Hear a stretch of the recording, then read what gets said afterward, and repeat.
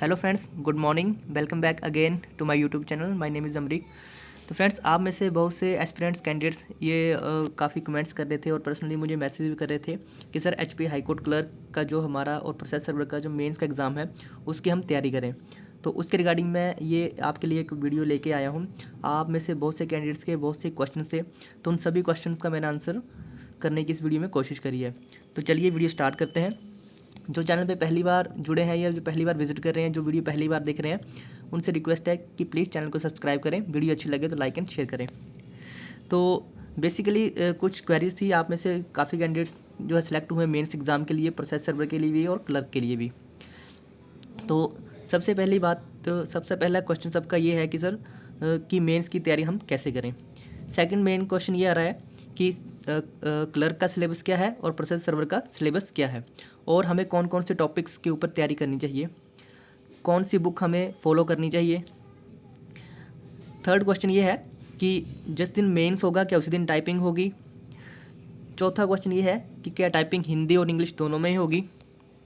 और पांचवा क्वेश्चन आ रहा है कि जो फाइनल मेरिट है वो कैसे बनेगी। जो हमारा ये स्क्रीन टेस्ट होगा, इसके मार्क्स भी जुड़ेंगे या फाइनल एग्ज़ाम होगा उसके मार्क्स के ऊपर ही मेरिट बनेगी। तो सारे हम क्वेश्चन को जानते हैं।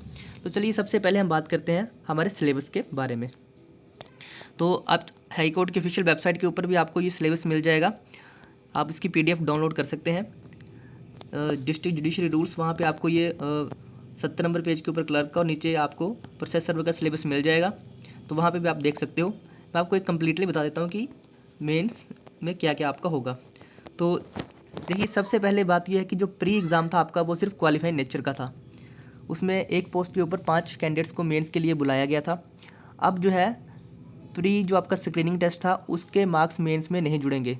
सबसे पहली बात, जिसका भी चाहे जो 64 पे सिलेक्ट हुआ है, 670 पे सिलेक्ट हुआ है, चाहे कोई 80 पे सिलेक्ट हुआ है, मेंस एग्ज़ाम में सब बराबर हैं। तो जो मेरिट आपकी बनेगी वो आपकी मेंस, प्योरली मेंस एग्ज़ाम के ऊपर बनेगी। कुछ कैंडिडेट्स के जैसे जिन लो मार्क्स के ऊपर सिलेक्ट हुए हैं तो वो ये ना सोचें कि उनके मार्क्स कम है तो वो फाइनल में सिलेक्ट ना हो पाएंगे। फाइनल मेरिट जो है आपकी ये 80 मार्क्स का आपका जो मेंस का एग्ज़ाम होगा इसके ऊपर बनेगी। ये आप क्लियरली यहाँ पे देख सकते हो, ये नोट नंबर 3 में दिया हुआ है कि final merit list shall be drawn on the basis of marks obtain in the written test. यानी कि जो रिटन टेस्ट में जो आपने मार्क्स लिए हैं उसके बेसिस के ऊपर आपकी जो फाइनल मेरिट बनेगी। तो सबने तैयारी करनी है जिसका भी मेंस के लिए आया है। देखिए, ये मेंस एग्ज़ाम जो सब्जेक्टिव टाइप होता है, इसमें आपकी राइटिंग स्किल्स देखी जाती हैं। तो इसमें हो सकता है नीचे वाला कैंडिडेट ऊपर चला जाए, ऊपर वाला नीचे आ जाए। तो सबसे पहले हम बात करते हैं कि मेंस एग्ज़ाम आपका होगा कैसे। तो 80 मार्क्स का आपका मेंस एग्ज़ाम होता है, 2 घंटे आपका ये एग्ज़ाम होगा। और कैंडिडेट्स ये पूछ रहे थे कि काफ़ी कैंडिडेट्स ये क्वेश्चन थे कि सर ये एग्ज़ाम कहाँ होगा। तो ये एग्ज़ाम आपका शिमला में होगा। एचपी हाई कोर्ट में, खुद हाई कोर्ट इसको कंडक्ट करवाता है, ये शिमला में होगा, ये आपका डिस्ट्रिक्ट हेडक्वार्टर्स में नहीं होगा।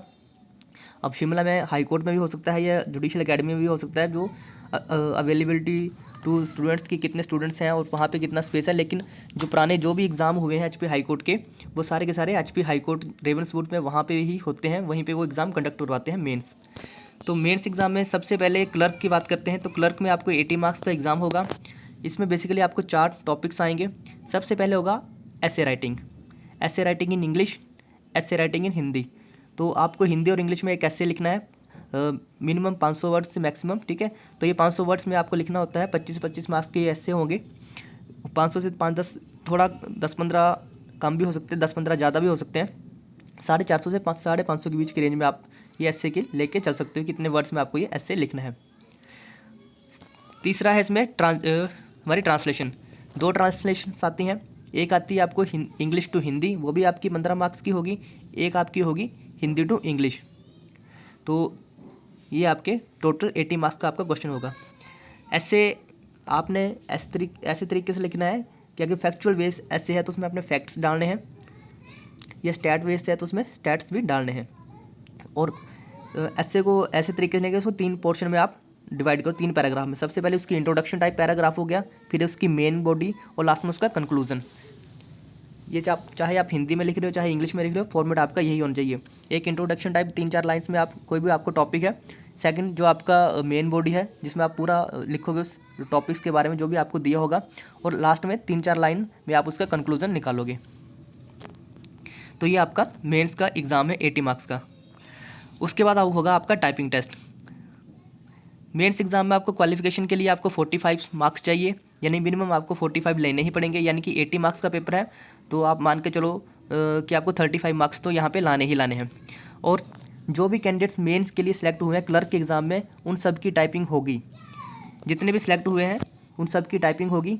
और टाइपिंग जो है, टाइपिंग टेस्ट देख सकते हैं यहाँ पे लिखा हुआ है candidate shall have to qualify typing test with the speed of 30 word per minute in English and 25 word per minute Hindi on computer, provided that only 10% of the mistake in typing shall be permitted.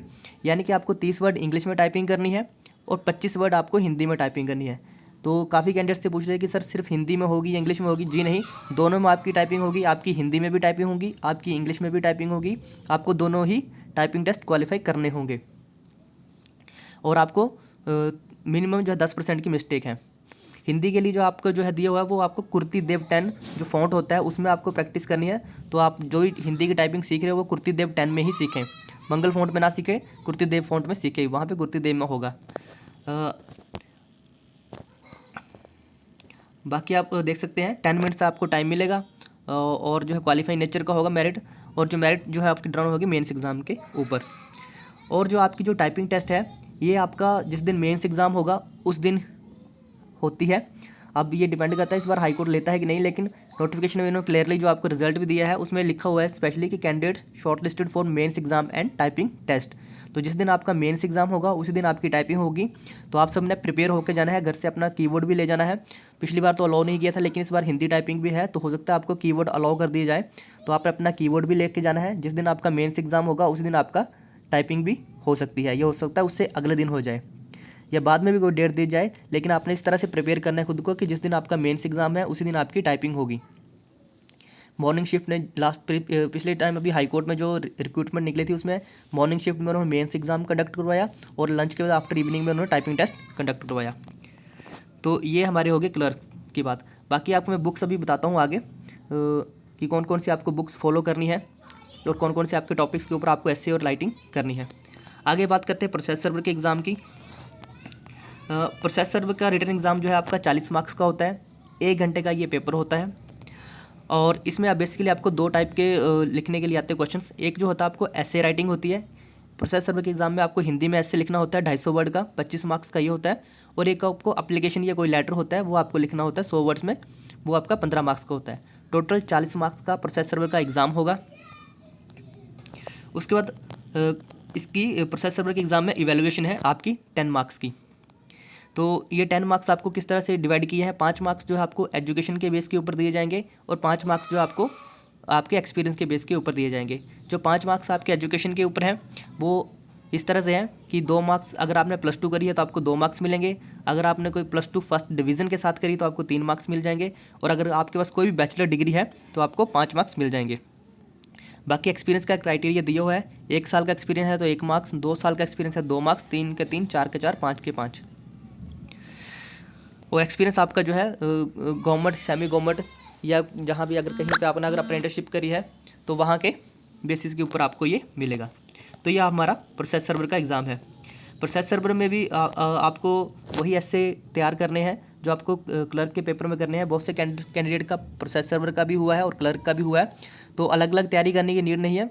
जब आप clerk की तैयारी करोगे तो आपकी process server की तैयारी भी हो जाएगी। प्रोसेस सर्वर के सिर्फ आपको एक एक्स्ट्रा लेटर तैयार करने हैं, लेटर की प्रिपरेशन करनी है। तो 50 मार्क्स में मेरिट बनेगी इसकी। और प्रोसेस सर्वर का जी भी आपकी मेरिट जो है रिटन एग्जामिनेशन के ऊपर बनेगी। जो मेंस एग्जाम होता है प्री जो है सिर्फ आपका क्वालिफाई नेचर था, स्क्रीनिंग टेस्ट जो हो गया उसके मार्क्स इसमें नहीं जुड़ेंगे। अब बात करते हैं कि आपको कौन कौन सी बुक्स फॉलो करनी है। तो मैं आपको बता दूं कि काफ़ी बुक्स हैं, आपको इजीली फ्लिपकार्ट अमेज़ॉन पे मिल जाएंगी।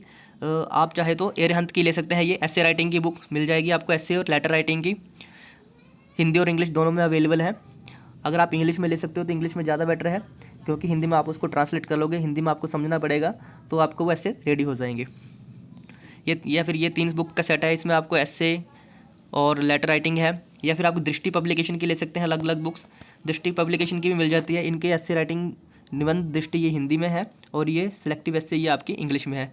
तो इन चारों बुक्स में से आप कोई भी ले सकते हैं, दृष्टि के ले लो या एरहंत के ले लो। साथ में यहाँ पे आपको लेटर्स मिल जाएंगे और आपको टॉपिक्स भी मिल जाएंगे। सेकंड चीज़ आपने ये करनी है कि आपने 10th का इंग्लिश का ग्रामर जरूर पढ़ना है। जो भी क्लर्क की एग्ज़ाम की तैयारी कर रहे हैं, 10th के जो इंग्लिश का ग्रामर होता है एनसीईआरटी का या आप एचपी बोर्ड का ही ले लो, उसमें कुछ लेटर्स दिए होते हैं, कुछ ऐसे दिए होते हैं, तो वो आपने वो तैयार कर लेने हैं। साथ में वहाँ पे जो आपके टेंसेज होते हैं आपने अच्छे से पढ़ लेने हैं, क्योंकि जहाँ जहाँ पर जब आपको वो ट्रांसलेशन करने के लिए आएगी तो ट्रांसलेशन में आपके ऐसे जो आपके टेंसेज की समझ है बिल्कुल सही होनी चाहिए, कौन से टेंस में कौन सी फॉर्म यूज़ होती है, तो आपको टेंसेज अच्छे से पता होने चाहिए कि कहाँ पे किस टेंस में कौन सा रूल्स फॉलो होता है। तो आपने 10th का ग्रामर जरूर पढ़ लेना है, इंग्लिश का ऐसे वाला सेक्शन। अब बात करते हैं कि टॉपिक्स कौन कौन से आपको पढ़ने हैं ऐसे में, और आपका मेंस एग्ज़ाम कब तक होगा। तो मेंस एग्ज़ाम आपका होने की जो संभावना है, फरवरी में आपका मेंस एग्ज़ाम हो जाएगा 15 के बाद। अभी जो है 16 तारीख से जो है 15 तारीख से जो है हाई कोर्ट में छुट्टियां होंगी, तो अभी तक नोटिफिकेशन नहीं आया है, तो हाफ स्टाफ वर्किंग होता है। तो ये जो छुट्टियां आप देख सकते हैं ये 25-26 तक ख़त्म होंगी, तो इसकी पॉसिबिलिटी बहुत कम है कि इसके बीच में एग्ज़ाम हो, लेकिन फिर भी आप मान के चले कि विदिन एक मंथ के अंदर आपका एग्ज़ाम हो जाएगा, यानी फरवरी में आपका एग्ज़ाम होने की संभावना है। हो सकता है 26 फरवरी को हो जाए या फिर मार्च के पहले वीक में हो जाए।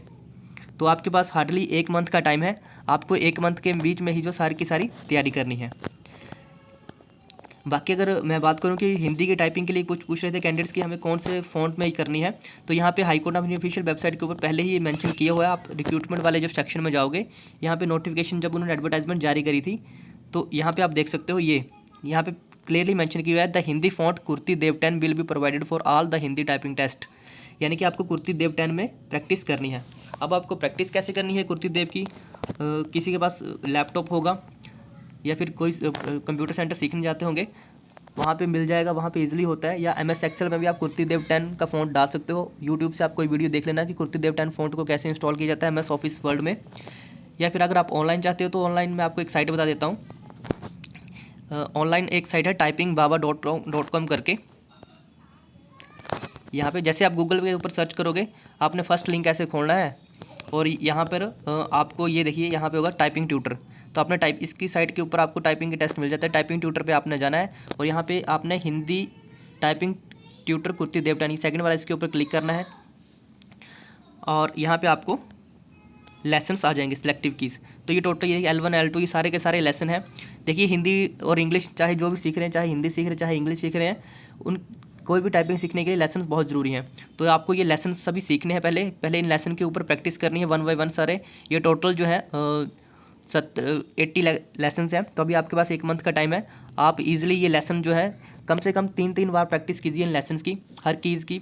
उससे आपको क्या होगा कि की याद हो जाएंगी और आप इजीली हिंदी हो चाहे इंग्लिश हो, आप इजीली जो है प्रैक्टिस कर सकते हो। इंग्लिश में भी सेम ऐसे ही होता है, जैसे आप सेलेक्ट करोगे तो आप देख सकते हो यहाँ पे इंटरफेस खुलेगा तो इस तरह से आएगी। ये एक टाइप की प्रैक्टिस कीज़ होती हैं जो भी टाइपिंग सीखते हैं। यहाँ पे आपको गाइड भी करके बता देंगे कौन सी फिंगर से आपने कौन सा की प्रेस करनी है, तो आपको इससे काफ़ी हेल्पफुल मिलेगी। अब बात करते हैं कि ऐसे के टॉपिक्स के लिए कि आपने ऐसे में कौन कौन से टॉपिक्स पढ़ने हैं। तो बेसिकली सबसे पहले जो टॉपिक्स होते हैं आपको जैसे टेक्नोलॉजी के ऊपर, ठीक है, टेक्नोलॉजी के ऊपर कुछ टॉपिक्स हो गए, जैसे कंप्यूटर हो गया, मोबाइल फ़ोन हो गया, या आपका 4G है 5G है, इस तरह के टॉपिक्स आपको आ जाते हैं। फिर जैसे फेस्टिवल्स के ऊपर भी आ जाते हैं, फेस्टिवल्स एंड इंडिया के रिगार्डिंग कुछ। फिर एजुकेशन के ऊपर जी हाँ, एजुकेशन के ऊपर आपने तैयार करके जाना है। न्यू एजुकेशन पॉलिसी, एजुकेशन की इंपॉर्टेंस क्या है, इसके ऊपर ऑब्वियसली आते ही आते हैं। पिछली बार भी इस पर contribution of technology in education, तो ये इस तरह के क्वेश्चन, इस तरह के जो है टॉपिक्स आए थे। आपको चॉइस होगी, दो ऐसे होंगे क्लर्क में और 2 ही इसमें होगी चॉइस, दोनों में से कोई एक करना है, 2 या 3 चॉइसेस होती हैं। बाकी इनके ऊपर तो नहीं आते, लीडर्स के ऊपर कोई नहीं आता, ना ही कोई एनिमल्स के ऊपर आता है। सिंपली आपको जो है सोशल इशू हो गया, जैसे इन्वायरमेंट के ऊपर, pollution, global warming, environment, save earth, air pollution, environment pollution, water pollution, climate change हो गया, विंड, तो इस तरह के डिफॉरेस्टेशन हो गया, इस तरह के टॉपिक्स के ऊपर आपको आ सकता है। जैसे अभी हाल में कुछ इंपॉर्टेंट जो ऐसे मुद्दे चले हैं, जैसे 3 तलाक हो गया, यूनिफॉर्म सिविल कोड हो गया, न्यू एजुकेशन पॉलिसी हो गई, डेमोक्रेसी हो गई, ठीक है, तो उस तरह के टॉपिक्स के ऊपर आ सकता है। जैसे फिर वर्ल्ड वार के ऊपर आ गया, या फिर जो यूक्रेन रशिया वार चला हुआ है वैसा, तो इस तरह के टॉपिक्स के ऊपर आपने तैयार करके जाना है। करप्शन हो गया, इस तरह के अनएम्प्लॉयमेंट हो गया, अनएम्प्लॉयमेंट रेट, ठीक है, प्लास्टिक पोल्यूशन। बाकी अगर लेटर्स की बात करें हमने, तो लेटर भी जो है आपने दो तरह के टाइप्स के जो आपके लेटर्स होते हैं आपने वो तैयार करके जाने हैं।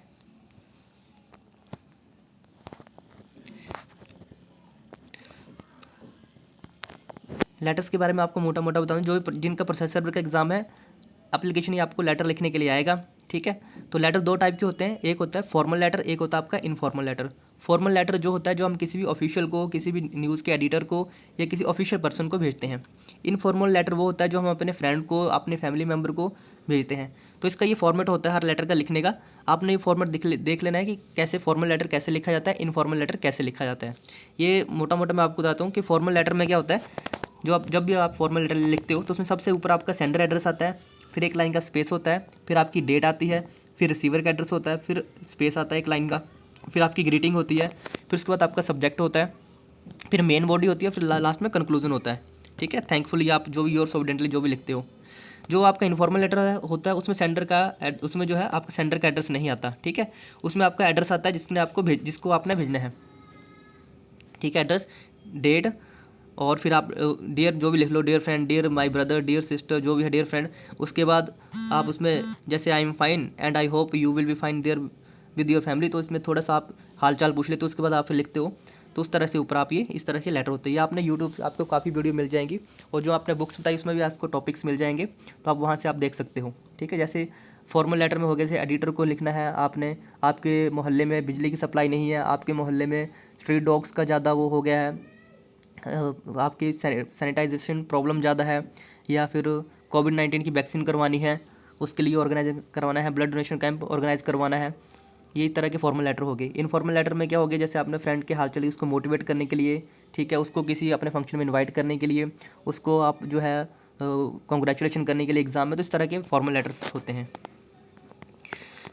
तो ये मैंने आपके लगभग सारे जो डाउट्स थे, काफ़ी क्वेश्चन कैंडिडेट्स पूछ रहे थे, तो मैंने सारे क्लियर कर दिए। बाकी प्रीवियस ईयर के क्वेश्चन पेपर मैं आपको अरेंज करवा दूंगा 1-2 दिन में, मुझे मिल नहीं रहे हैं। तो प्रीवियस ईयर में जो भी टॉपिक्स आए, क्वेश्चन पेपर आए थे, वो भी मैं आपके साथ शेयर कर दूंगा जल्दी ही।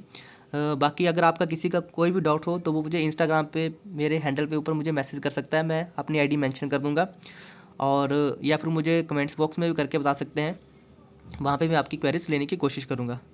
तो आई होप आपके सारे डाउट्स क्लियर हो चुके होंगे। अच्छे से तैयारी कीजिए एग्ज़ाम की। Thanks for watching. वीडियो अच्छी लगी हो तो लाइक करना, हमारे यूट्यूब चैनल को सब्सक्राइब करना। जय हिंद, जय हिमाचल।